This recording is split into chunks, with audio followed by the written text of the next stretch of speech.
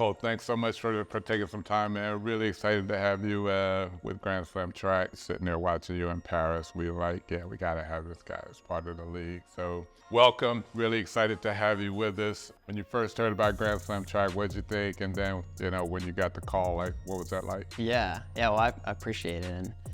And it goes without saying, but it's an honor. I think everyone that's a part of it right now, which is a small group, kind of realizes the prestige that comes along with it. But I saw it when it was first announced. I was a different caliber of runner than I am now, especially in the public eye. And in my head, I was like, hopefully I'll get the invite, but I didn't really have the results on paper to prove it. And then Paris was obviously the best result I could get. And I don't know, when it rains, it pours, it feels like in the sport. So.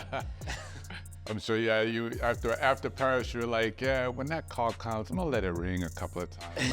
I'm not gonna pick it up on the first call. I can now let it ring a couple of times. No, you obviously, you have the results. I mean, that was amazing.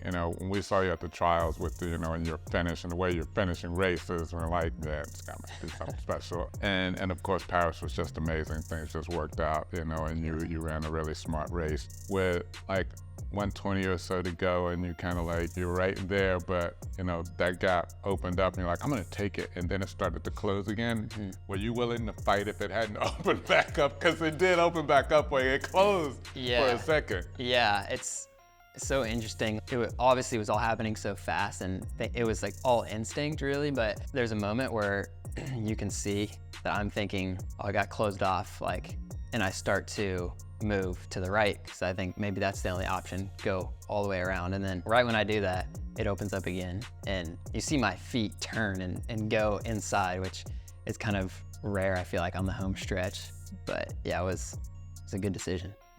It was a good decision. Yeah, because if you'd have gone all the way around and then you saw later like, oh, that actually opened up, I could have just stayed right there. I mean, so you guys have been running against each other a lot. Obviously, we're really happy to have you, and we've got Josh and we've got Yared. There's a lot to talk about, who that fourth person should be. So what's your, everybody's got an opinion, what's yours?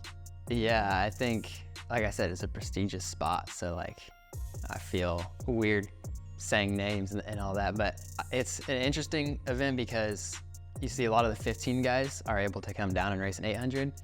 But I don't know if the same can be said about some of the best 800 guys, or I'm sure they can run a really good 15, but they just don't do that. They're very 800 meter specific. So it's hard to know how good is Marco Arop at a 1500, how good is Bryce, all the guys. And there's already 2 Americans, but I think it's hard to beat Hobbs Kessler's 800 double. So yeah, I think that's a strong contender in my head, but there's a lot of people out there that are candidates, I think. Yeah.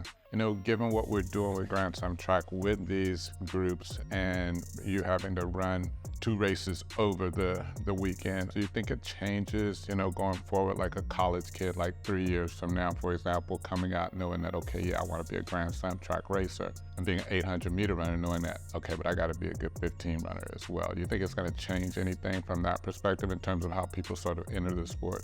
Yeah, I haven't really thought about it from that perspective, but yeah, that's definitely going to be a factor if that's your goal, and I think it'll be a lot of people's goals. You're going to have to start orienting yourself towards that. Just based off this season, obviously everything was peaked towards the Olympics, and it should be. I think everyone did the same thing, but then there's these races after the fact, and my season's not oriented towards that. I'm racing good, I'm staying consistent, but I think it's so interesting where you put your emphasis on your season, especially on a championship year, and it's pretty often now. So there's gonna be more decisions, I guess, for athletes to make, especially young athletes. Yeah. There's a lot of trash talking, y'all's event. That wasn't always the case. Back when I was running, the 1500 meter runners weren't really, kind of going at it. There weren't huge rivalries, but now that's happening. What's your perspective on that? Where do you fit in that? Yeah, I think before now, I really have no room to talk. Can't throw my 2 cents in when these guys are beating me every race, but now the tables have turned a little bit. I think in my head, I'm pretty arrogant and talk a lot of trash and cocky, but Love it. But I keep it in my head and kind of internalize it. And I think some people like to externalize that, and it's cool. It makes the event more exciting, as we saw this year. Like, I think more people were tapped into the 15 than maybe ever before because of that. Yeah. But I like to keep it in my head. Yeah. So, just in general, when you think about Grand Slam track and being a part of it, this is going to be new into the sport. I mean, just what's your, sort of hope for the league and what we're going to be doing together over the next year? All my personal fans, I guess if you want to call it, like family, friends, all that extended, it's always, where can I watch? And in track, it's pretty diluted on how you answer that right now. Most of the time. Luckily, when you're in the big races, it gets a little easier. But I think just having the ease of access is going to be huge. No, you're right. I mean, fans deserve to be able to, not have to, search and go behind all kinds of paywalls and jump through all kinds of hoops to watch the sport. And you guys are a big part of that. Recognize what we're doing with Grand Slam track and decided, hey, I'm going to sign up. I'm going to commit to being there 4 times a year, because that allows us to go to our broadcast partners and say, hey, the biggest stars in the sport, the fastest athletes are going to be there. They're going to be racing against each other. That's guaranteed. Then you can actually get the type of coverage that track deserves. As you said, your fans who, want to see you run, but also those fans, that casual fan who saw you run in the Olympics, didn't know who you are. Now they know. They want to see more of you, but they don't know where to get that. Now we'll be able to offer that to them. So that's exciting. Yeah, I think it's going to be pretty cool. I'm sure it's by design, but having the finite, 4 events, it's easy for people to follow. Like close friends of mine that are big track fans, they're like, so what does this race mean?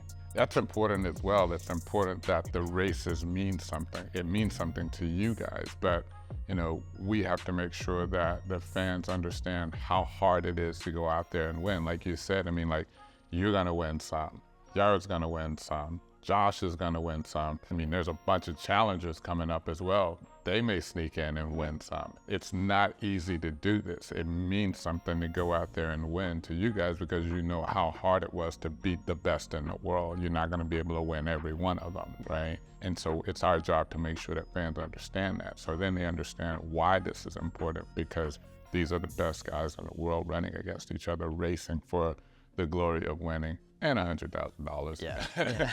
But knowing that, I mean, it's just like with tennis or golf or the majors, with the Grand Slams. Everybody wants to be that champion of that event. It's important, and so it's important for us to make sure that we convey that. Yeah, love that.